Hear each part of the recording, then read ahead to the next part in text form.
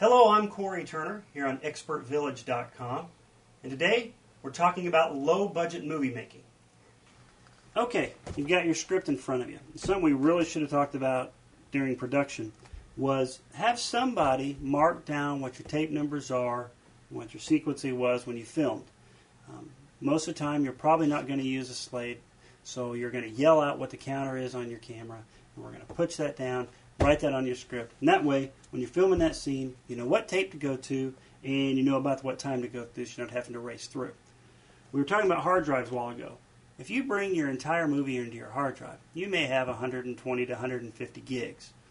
What I found was better for my system and to keep it running better is to go through, find the scenes and find the takes that I wanted, and just bring those in.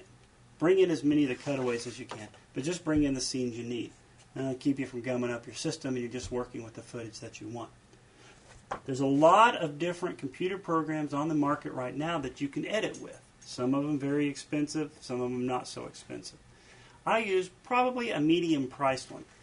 It allows me plenty of transitions. It's easy. It's got user-friendly controls for cutting, splicing, and putting the movie together. So what I do is I go through and I do what I call a time edit. I edit the entire movie together the way I have it in my head and make sure that I am meeting time. Something we probably should have talked about in scripts and you're going to find when you're filming. Usually, one page of script is roughly 1 minute. But if you have heavy dialogue scenes, you're going to find out that those scenes usually run pretty fast. So if your movie has a ton of dialogue, you might want to make sure you have a lot of extra pages for that. So I do my entire edit and I do my time edit. And I make sure that I am where I need to be. I don't need any extra shots. I've got everything that I need there. I'll go back through, watch that time edit, and then I'll start tightening it up. You want to make sure if you got someone walking across a field, we don't need to see all of them walking across the field. You want to do creative editing, bring it down, keep the shots moving, keep the things flowing. You don't want your audience to get bored. So then I do a nice, tight edit. Then I bring my friends in, I bring my other people in, I bring the other people in my company. We sit down, watch the full edit. Don't get your feelings hurt. It's about the best product. Believe me, if you put out a product, you're going to hear about it. Whether they like it, but you're really going to hear about it if they don't like it.